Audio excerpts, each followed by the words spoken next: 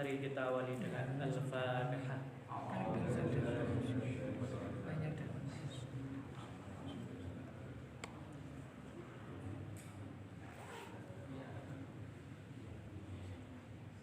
Bismillahirrahmanirrahim. Alam nashrah laka sadrak wa wada'na 'anka wisrak alladzi anqadha dhahrak wa rafa'na laka dhikrak fa inna ma'al usri yusra inna ma'al usri yusra fa idza faragta fansab wa ila rabbika farghab. Bismillahirrahmanirrahim. Alhamdulillahirabbil alamin. Wassalatu wassalamu ala asyrafil anbiya wal mursalin sayyidina wa maulana Muhammadin wa ala alihi wa sahbihi ajma'in, amma ba'd. Hadirin rahimakumullah. Hadirin rahimakumullah, di dalam surat Al-Baqarah ayat 187 sampai 188 ini memuat tentang fikih puasa. Di ayat ini diawali dengan redaksi uhilla lakum lailatas siyamir rafathu ila nisaikum. Bulan puasa itu memang kita disuruh untuk memperbanyak ibadah. Akan tetapi Islam itu tidak hanya mengurusi yang bersifat rohani, tapi juga mengurusi kebutuhan jasmani. Maka mengingat manusia itu juga punya kebutuhan seksual, di dalam Islam meskipun berpuasa diperbolehkan untuk hubungan suami istri, asalkan malam hari. Bagaimana kalau di siang hari? Para ulama ini memberikan rincian. Pertama, kalau ada suami istri bermesraan, kemudian dia mencium, kemudian berpelukan dan sebagainya, maka kalau sampai mengakibatkan keluar mani, ini membatalkan puasa. Makanya benar ketika Rasulullah SAW ditanya seorang pemuda waktu puasa, "Wahai Rasul, boleh tidak saya mencium istri saya?" Tidak boleh. Tapi ketika ada laki-laki yang lebih tua datang ke Rasulullah, "Wahai Rasul, boleh tidak saya mencium istri saya saat puasa?" Boleh. Jadi jawaban yang berbeda atas pertanyaan yang sama dikarenakan perbedaan kondisi. Maka di sini perlu dibilang, di sini disampaikan orang yang punya kecenderungan sulit meredam nafsu ketika siang hari tidak boleh bermesraan dengan pasangannya, dihukumi makruh tahrim. Makruh tapi dekat haram. Kenapa dekat haram? Khawatirnya nanti keluar mani yang membatalkan puasa. Jadi ini kalau mungkin bagi pasangan suami istri baru atau yang masih baru-baru menikah, di mana gejolak nafsunya masih belum terkendali, lah yang seperti ini disuruh untuk jaga-jaga, yaitu makruh tahrim untuk bermesraan dengan pasangannya saat siang hari. Tapi seandainya sarung atau celana, ya harus diganti, karena posisinya seperti air kencing. Posisinya seperti air kencing, yaitu tidak sampai membatalkan puasa, akan tetapi najis. Ini beberapa ketentuan. Oleh karena itu, hadirin rahimakumullah, Islam itu mengatur kapan boleh bermesraan dengan pasangan dan kapan tidak boleh. Selanjutnya adalah hunna libasul lakum wa antum libasul lahun. Al-Quran itu sering menggunakan bahasa-bahasa kiasan, bahasa ilustrasi. Di sini disampaikan istri kalian itu bagaikan pakaian. Kalau menurut keterangan ayat yang lain, ini dalam hubungannya dengan bulan Ramadan adalah yang namanya pakaian adalah berfungsi yuwari sauatikum. Fungsi pakaian menurut Al-Quran yang pertama adalah menutup aurat. Dari sini bisa dipahami kalau ada orang berhubungan dengan istri yang sah, maka nafsu seksualnya ini tertutupi dengan baik, tidak tercela. Jadi kalau ada orang punya ketertarikan sama lawan jenis lalu menikah, maka istri tadi bagaikan pakaian yang menutupi aurat kebutuhan nafsu seksual. Dari sini dipahami berarti kalau ada orang menyukai lawan jenis tapi tidak menikah, maka tetap dianggap terbuka aurat. Jadi beda antara orang yang sudah menikah sama yang hanya kumpul kebo atau pacaran, itu beda. Kalau orang menikah itu dianggap sudah menutupi auratnya, yaitu aurat nafsu. Tapi kalau belum menikah masih belum disebut menutup aurat, masih dianggap auratnya masih kelihatan. Maka ini, jadi yang pertama ini, nafsu kemaluan perlu dilampiaskan pada orang yang tepat, yaitu pasangan sah. Sehingga kalau terjadi perzinahan, berpacaran dan sebagainya, maka itu adalah tindakan-tindakan yang belum menutupi aurat.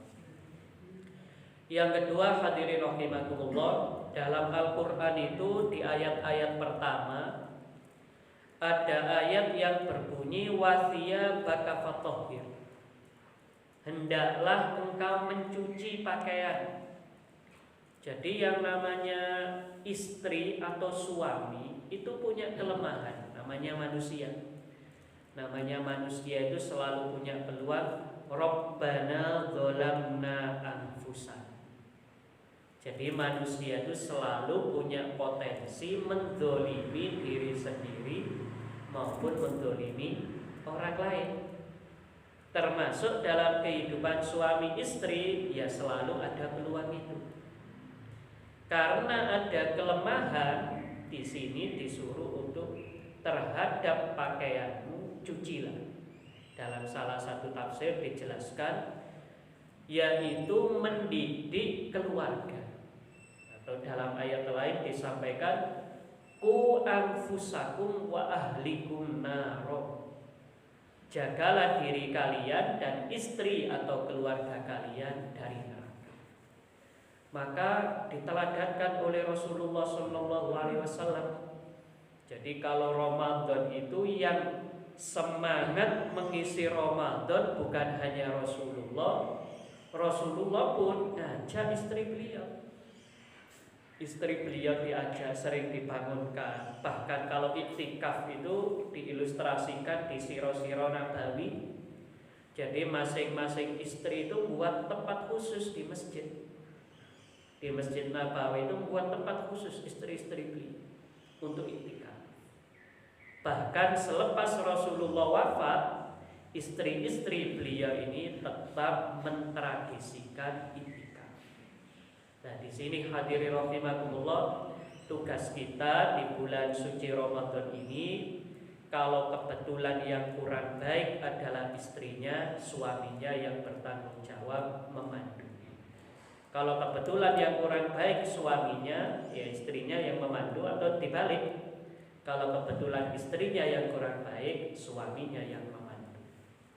Loh, kalau sama-sama kurang baik atau sama-sama baik, bisa diperbaiki atau ditingkatkan kebaikan. Yang penting terus seperti itu. Lalu yang ketiga, hadirin rahimakumullah, apa fungsi daripada pakaian? Ini yang paling penting. Ini dalam konteks iktikaf. Karena puasa itu identik dengan iktikaf. Yang namanya pakaian itu tidak selalu kita pakai. Kata kuncinya di situ. Beda dengan kulit. Kalau kulit ini dimanapun mesti ikut kita. Waktu kita mandi tetap ikut. Tapi kalau pakaian enggak. Pakaian itu ada saat-saatnya kita lepas. Tidak terus kita pakai 24 jam, tidak harus. Ada saat-saat di mana kita melepaskan pakaian. Lah inilah yang dimaksud iktikaf. Ketika orang sudah iktikaf, maka sementara kebutuhan-kebutuhan seksual tadi ditunda terlebih dulu. Jadi kalau Rasulullah itu biasanya iktikaf malam 11 sampai akhir Ramadan. Jadi ada 20 hari. Ini kalau diteladankan Rasulullah 20 hari, minimal 10 hari. Lah ketika 10 hari, seandainya ada orang iktikaf, fokus iktikaf dengan catatan sudah memenuhi kewajiban nafkah terhadap istri dan anak, maka boleh untuk sementara 10 hari ini fokus ibadah, untuk sementara melupakan kebutuhan suami istri tadi. Itu diperkenankan. Apalagi hadirin rahimakumullah, iktikaf itu tentu tidak setiap hari. Rasulullah itu mentradisikan, menyunahkan iktikaf itu terutama di akhir-akhir Ramadan. Ini yang bagus seperti itu. Dan mungkin ini nanti menjadi semacam kritik bagi budaya kita, karena semakin dekat hari raya ya semakin menjauh dari masjid. Harapannya kan semakin dekat hari raya justru semakin mendekat ke masjid. Ibaratnya orang itu karena sudah dididik untuk menjalani bulan suci Ramadan, harapannya semakin tambah hari semakin tambah sering ke masjid. Bukan malah semakin dekat ke Idul Fitri, malah semakin mengurangi. Ini yang kurang baik. Nah ini diteladankan oleh Rasul. Jadi tadi disampaikan tentu banyak fungsi pakaian, tapi kalau pada Al-Quran tadi pakaian berfungsi untuk menutupi aurat, dalam hal ini adalah kebutuhan nafsu seksual. Yang kedua, perlu dicuci, berarti perlu ada pendidikan keluarga. Dan yang ketiga, yang namanya suami istri tidak harus terus-menerus dipakai layaknya pakaian, sehingga ada saatnya kita mendedikasikan waktu sepenuhnya untuk mendekat atau beriktikaf di masjid. Ini beberapa makna tentang libasun. Selanjutnya hadirin rahimakumullah, alimallahu annakum tahtanuna anfusakum fataba alaikum wa afa ankum.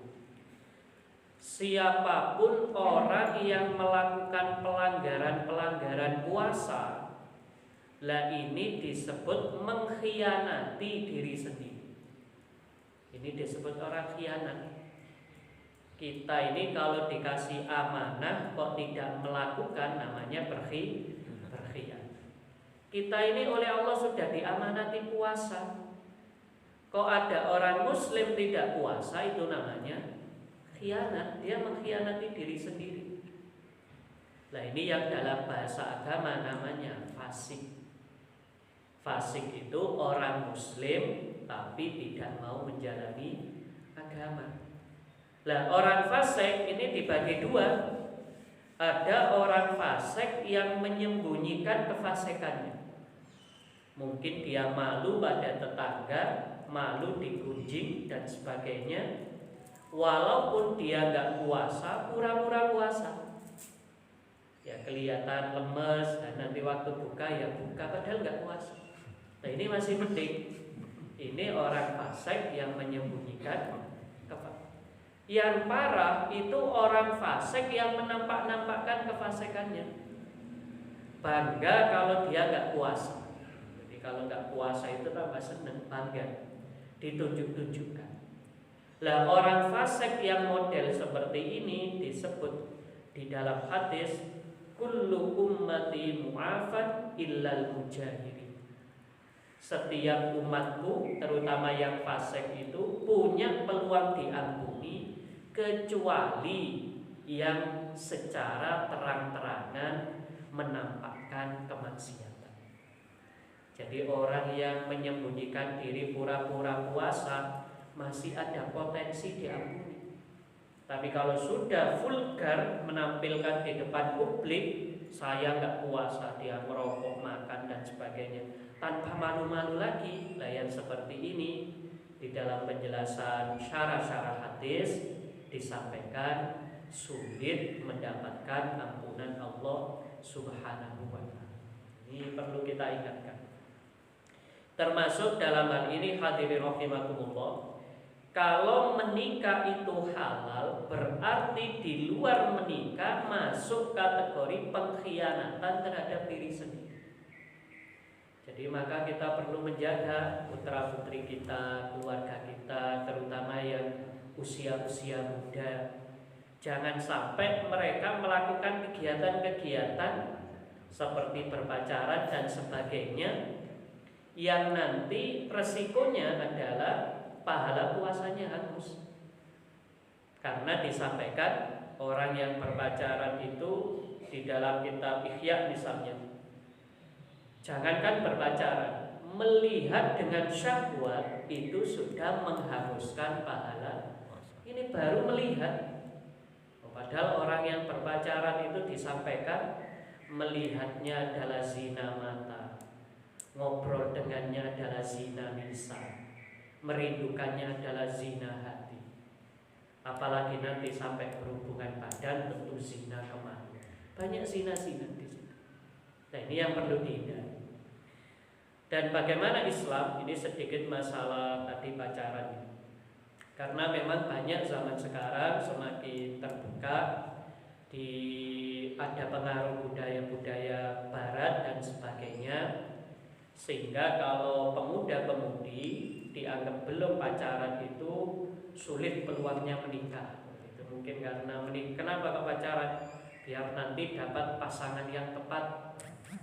Padahal kalau kita cek di dalam Al-Quran itu doanya adalah Rabbana hab lana min azwajina.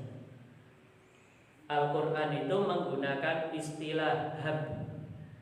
Hab itu artinya pemberian sesuai kebijaksanaan Allah, bukan sesuai selera kita. Jadi kalau dalam kasus pernikahan, istri kita itu bukan sesuai selera kita, tapi sesuai kebijaksanaan Allah. Bisa jadi ada orang berpacaran sekian tahun ternyata gagal menikah, atau setelah menikah baru nikah sekian bulan cerai dan sebagainya. Karena yang namanya istri itu pemberian sesuai kebijaksanaan Allah. Dari sini hadirin rahimakumullah, Islam itu tidak mengenal istilah pacaran. Yang dikenal adalah bagaimana kriteria-kriteria menentukan pasangan hidup atau suami istri. Nah ini, dan saya kira kalau kita menggunakan 4 pedoman Rasulullah sudah memadai. Jadi tidak seperti membeli kucing dalam karung, enggak. Kalau ada 4 hal ini diketahui, insya Allah yang namanya pernikahan itu sudah dilandasi pengenalan, ta'aruf. Jadi landasannya itu pengenalan. Apa di dalam hadis disampaikan? Nomor 1 fisik. Kalau kita sudah lihat fisiknya akan kelihatan kita tertarik apanya. Dari fisik juga nanti akan ketahuan banyak hal di dalam, apalagi kalau kita ngerti ilmu-ilmu ilmu tentang membaca tubuh dan yang lain-lain itu kelihatan. Lalu yang kedua terkait dengan nasab. Di dalam keterangan yang lain disampaikan, kalau kita ingin mengetahui kualitas seseorang, ya lihat keluarganya. Dzurriyyatan ba'duha min ba'd. Yang namanya anak, keturunan itu memiliki kemiripan sifat dengan keluarga besar. Lihat keluarga besarnya bagaimana. Tidak harus kenal dia secara langsung, tidak. Kenal keluarganya saja sudah bisa diambil kesimpulan bagaimana sifatnya. termasuk nanti tentang hartanya dan amaliyah agama. Bukan ilmu agamanya, tapi amaliyah agama. Bisa jadi ada orang secara ilmu agama masih rendah, tapi amaliyah agamanya tinggi. Nah, ini 4 kriteria yang disampaikan dalam hadis ketika seseorang mau memutuskan menikah. Sehingga kalau dalam Islam itu lebih efektif. Kenali 4 kriteria tadi, tinggal kita memutuskan cocok untuk dinikahi apa tidak. Kalau masih belum mantap, disuruh istikharah dan seterusnya. Ini beberapa solusi yang diberikan di dalam Islam. Jadi kalau hanya seperti tadi berpacaran dan yang lain-lain itu masuk kategori tahtanuna anfusakum, yaitu mengkhianati diri sendiri, atau bahasa lainnya mendolimi diri sendiri. Bagaimana kalau sudah terlanjur? Fataba alaikum wa'afa'an. Kalau sudah terlanjur maka perlu ditaubati. Kalau kita niru doanya Nabi Adam, Rabbana dzalamna anfusana wa illam taghfir lana wa tarhamna lanakunanna minal khasirin. Nah, ini yang sering kita baca doa. Hadirin rahimakumullah, fal ana bashiruhunna wabtahu ma kataballahu lakum. Nah, ini kita ini sering terkena istilah yang familiar itu adalah tidurnya orang puasa itu ibadah. Ini ada ya berlomba-lomba tidur karena tagline-nya tadi itu tidurnya orang puasa adalah memang benar, tidurnya orang puasa ibadah. Tapi pesan Al-Quran adalah wabtahu ma kataballahu lakum. Carilah dengan sungguh-sungguh apa yang diwajibkan bagi kalian. Jadi kita disuruh aktif, bukan pasif. Nah, kalau tidur itu ya pasif, tidur itu pasif. Tapi di sini disuruh untuk aktif. Salah satu tafsiran ayat ini adalah kita sungguh-sungguh mencari Lailatul Qadar.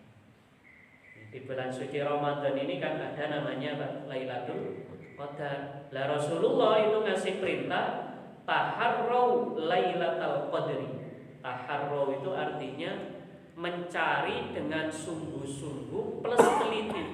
Ini luar biasa Rasulullah kalau milih. Jadi Rasulullah itu kalau berpesan taharrau Lailatul Qadar, carilah dengan sungguh-sungguh, penuh rasa gembira plus teliti. Itu kalau di syarah hadis. Jadi satu kata punya 3 makna. Satu sungguh-sungguh, 2 teliti, yang ketiga adalah rasa senang. Jadi kalau senang kan berarti semangat, tidak ogah-ogahan. Ini cara yang disampaikan Rasulullah. Kalau kita lihat di bulan suci Ramadan ini, maka kita perlu mencari apa amalia-amalia yang kiranya bisa menyempurnakan pahala puasa kita. Dan itu ada sejak pagi. Misalnya kalau pagi itu ada wabil ashari hum yastaghfirun. Boleh enggak orang puasa enggak sahur? Boleh, enggak apa-apa. Tapi kalau ada orang puasa dan sahur dapat barokah. Salah satu barokahnya adalah karena dia bangun waktu sebelum subuh, itu waktu yang mustajab untuk istighfar. Wabil ashari hum yastaghfirun. Pada waktu sahur mereka istighfar. Kok kita sholat tahajud waktu sahur mesti di dalam sholat mesti ada namanya istighfar. Rabbi firli warhamni wajburni dan seterusnya. Ini mulai pagi. Lalu siang juga bisa melanjutkan dengan aktivitas kerja. Belum nanti sore ada kesempatan berbagi menu buka puasa. Kalau kita ingin mendobelkan pahala, kita cukup berbagi menu buka puasa. Kalau kita menyediakan 1 menu buka puasa, nasi kotak atau takjil, per 1 orang kok mengkonsumsi makanan yang kita berikan, pahala kita ya jadinya double. Kita ngasih satu nasi kotak, berarti hari ini pahala kita dua. Satu, pahala dari yang kita lakukan sendiri. Kedua, fotokopi dari pahala orang yang kita kasih sedekah. Jadi pahala itu kayak file. Pahala itu kayak file. Kalau disebar nggak akan hilang. Jangan kalau punya file dibagi lewat WA, kira-kira fotonya hilang apa enggak? Tidak, tapi bisa dibagi ke orang lain. Banyak sekali seperti itu. Sama kalau ada orang puasa kok dia mengkonsumsi makanan orang lain, pahalanya juga diberikan kepada orang lain tanpa mengurangi pahalanya sendiri. Seperti ini kekuasaannya Allah. Jadi pahala bisa dibagi-bagi. Sampai nanti tadarus, i'tikaf, saya kira yang ini sudah familiar apa saja yang bisa dilakukan untuk mengoptimalkan bulan suci. Tentu karena syahrul Ramadan alladzi unzila fihil Qur'an, salah satu amalia terbaik di bulan suci adalah baca Quran. Gurunya Imam Malik, Syekh Syihabuddin Az-Zuhri, itu sangat menyukai hadis. Syihabuddin Az-Zuhri itu sangat menyukai hadis. Hari-harinya itu ngurusi hadis. Beliau adalah orang yang pertama kali mengumpulkan hadis. Sampai sekarang jadi kitab-kitab itu dulu yang pertama kali mengawali langkah namanya Syekh Syihabuddin Az-Zuhri, gurunya Imam Malik. Beliau ini walaupun sangat menyukai hadis, khusus bulan Ramadan memfokuskan pada Al-Quran. Jadi kalau kita di luar Ramadan punya hobi apapun, maka kalau di bulan Ramadan ini perlu ganti hobi. Kalau di luar Ramadan punya hobi baca apa, melakukan apa. Nah Ramadan ini ganti hobi. Jadi harapannya Al-Quran ini masuk kategori wabtahu ma kataballahu. Sungguh-sungguhlah untuk menggapai apa yang diwajibkan oleh Allah bagi kami. Selanjutnya hadirin rahimakumullah, wa kulu washrabu hatta yatabayyana lakumul khaytul abyadu minal khaytil aswadi minal fajr tsumma atimmus siyama ilal lail. Makan minum itu kita boleh selama belum masuk waktu subuh, kita boleh makan. Tapi tentu para ulama itu ada istilah saddu dzaroi. Saddu dzaroi itu sesuatu yang mubah tapi dilarang karena khawatir menjerumuskan pada hal-hal buruk. Disinilah dulu ulama-ulama akhirnya membuat batasan namanya imsak. Imsak ini tujuannya apa? Biar orang hati-hati. Nanti kalau ada orang tanpa ada imsak keterusan makan, begitu makan kok terdengar azan, ya sudah puasanya nggak sah. Kalau nggak sah, ya rugi. Dia sudah disuruh puasanya batal tapi nggak boleh makan, kan seperti itu. Kalau ada orang kok salah sahur, itu dalam fikih diwajibkan imsak. Imsak itu artinya dia tidak boleh makan. Layaknya orang berpuasa, tapi setelah Ramadan wajib mengqadha puasa. Kayak yang saya lihat di postingan itu ada di mana di Malaysia, penyiar radio salah menginformasikan azan 4 menit sebelum waktunya di radio sudah terdengar azan. Ya satu kampung atau apa ya buka semua. 4 menit kemudian di setel lagi azan. Jadi salah berjamaah. Yang seperti ini ya dikodok. Salah dalam buka, salah dalam sahur wajib kodok. Makanya dulu ulama itu 10 menit sebelum subuh dikasih waktu imsak. Boleh tidak kita makan waktu imsak? Boleh. Itu kata kuncinya, hati-hati. Kalau kita waktu imsak tadi ini nggak makan, insya Allah aman. Tapi kalau kita makan, khawatirnya tadi tanpa sadar masuk tiba-tiba azan. Nah, kalau azan sudah ini tentang makan. Selanjutnya Imam Al-Ghazali menyampaikan, kita ini di bulan suci Ramadan dididik mengendalikan nafsu perut. Maka beliau mengkritik kalau waktu buka puasa kok kita mencari berbagai macam makanan, berarti ujian kita gagal. Jadi kan selama Ramadan kita disuruh untuk mengendalikan nafsu perut.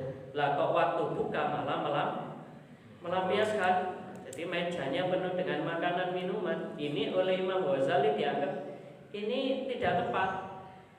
Karena waktu siang kita mengendalikan nafsu, ada apa kok waktu buka puasa kita melampiaskan nafsu? Ini yang dianggap tidak tepat. Beliau mengutip sebuah hadis, perut yang terburuk adalah perut yang kekenyangan dengan makanan halal. Jadi kata hadis ini makanan halal. Allah membenci perut seseorang yang kekenyangan dengan makanan halal, bukan haram, halal.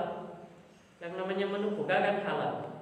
Tapi kalau sampai kekenyangan itu dibenci oleh itu. Ini tentang masalah makan minum. Jadi kita perlu berhati-hati. Kita boleh buka puasa, tapi tadi dibatasi. Jangan sampai kekenyangan, karena banyak hal yang bisa mengakibatkan kalau orang kekenyangan. Mungkin dia berat untuk sholat, berat untuk melakukan ibadah dan yang lain. Selanjutnya hadirin rahimakumullah adalah wala tubashiruhunna wa antum atifuna fil masajid. Kita sempatkan di bulan suci Ramadan ini untuk iktikaf. Nawaitu iktikafa sunnatan lillahi ta'ala. Setiap jenengan semua ke masjid, masuk ke masjid, niatkan iktikaf. Terus niat iktikaf. Terus seperti itu, meskipun bolak-balik ke masjid, niat iktikaf terus. Biar jenengan semua, kita semua kalau ke masjid tidak hanya dapat pahala sholat, pahala jamaah, pahala majelis taklim, tapi juga dapat pahala iktikaf. Ini pahala. Standar minimal iktikaf itu kalau menurut mazhab Syafi'i dia baca subhanallah walhamdulillah wala ilaha illallah wallahu akbar. Jangan masuk masjid subhanallah alhamdulillah wala ilaha illallah wallahu akbar, keluar lagi ya sudah disebut iktikaf. Apalagi kalau sholat sunnah, apalagi kalau bermenit-menit, apalagi berjam-jam. Ini namanya iktikaf. Apa sih fungsi utamanya iktikaf? Hadirin rahimakumullah. Fungsi utama iktikaf adalah untuk tafakkur. Jadi fungsi utama iktikaf adalah untuk tafakkur, muhasabah tafakkur. Dulu ketika Masjidil Haram itu masih banyak berhala, Rasulullah itu kalau iktikaf di Gua Hiro, namanya tahanus. Jadi Nabi Muhammad ketika Masjidil Haram masih dipenuhi berhala, beliau kalau iktikaf itu di Gua Hiro. Di situ beliau merenungkan yang digambarkan di dalam surat At-Duha, wa wajadaka dhallan fahada. Dulu Rasulullah itu setiap di Gua Hiro, beliau itu selalu memikirkan umat beliau. Ini kok ada masyarakat saya seperti ini. Beliau bingung menghadapi. Lalu fahada, oleh Allah dikasih wahyu. Nah, ini Rasulullah. Jadi nanti ketika sudah di Mekah, di Madinah, Rasulullah iktikafnya di Masjid Nabawi. Maka sekarang kalau kita beriktikaf, ya selain mengisi dengan ibadah, tujuan utamanya adalah tafakkur. Tafakkur itu apa? Merenungkan kesalahan kita, merenungkan apa yang perlu kita lakukan, merenungkan makna hidup kita dan sebagainya. Ini fungsi tafakkur. Kalau dalam kitab Al-Hikam itu diibaratkan orang tafakur itu seperti benih. Orang tafakur itu seperti benih. Benih itu bisa tumbuh kalau tertutup ya. Benih itu bisa tumbuh kalau ditutupi tanah. Ditutupi tanah itu baru tumbuh. Nah, kita ini kalau tafakur harapannya semakin cerah. Nah, nanti pikiran-pikirannya, gaya hidupnya semuanya semakin baik. Dan ayat ini ditutup dengan satu penjelasan, wala taqulu amwalakum bainakum bil batil.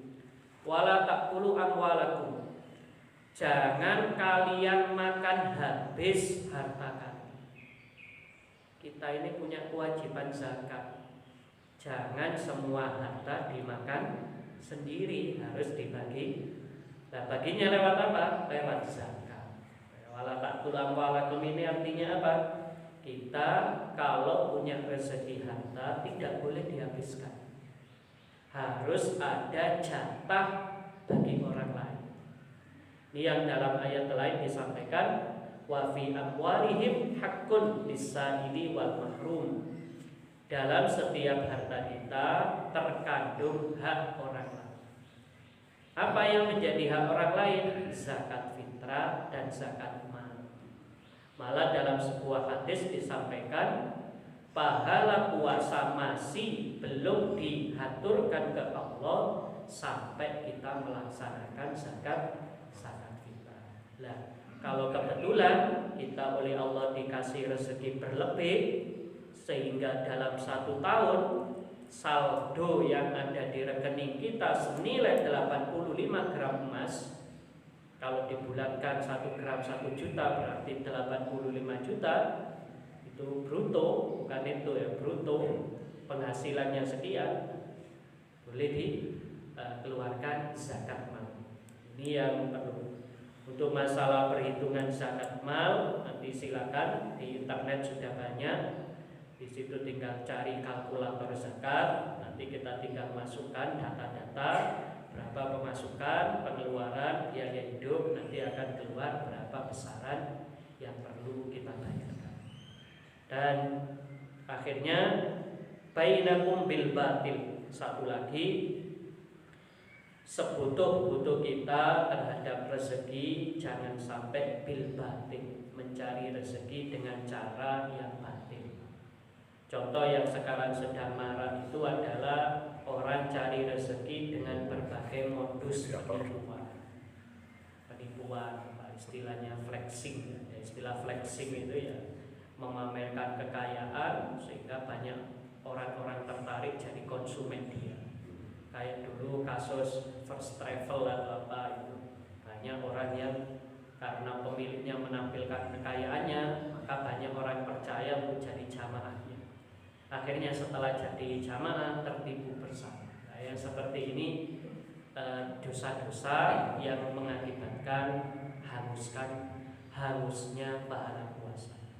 Walhasil hadirin rahimakumullah, masih banyak yang perlu kita perdalam tentang fikih puasa, akhlak puasa, yang nanti bisa jenengan kaji juga, terutama pada surat Al-Baqarah ayat 187 sampai 188. Insyaallah kalau kita cermati pelan-pelan, kita cermati, kita amalkan, harapannya puasa kita tidak batal dan pahala puasa kita tidak berkurang, apalagi sampai hangus. Amin ya rabbal alamin. Bismillahirrahmanirrahim. Alhamdulillahirabbil alamin. Allahumma alimna ma yanfa'una wanfa'na bima 'allamtana wa zidna ilman wa amalan taqabbala ya arhamar rahimin. Arinal haqqa haqqan. Rabbana atina fid dunya hasanah wa fil akhirati hasanah bi barakatil Fatihah. Subhanallah. Wassalamualaikum warahmatullahi wabarakatuh.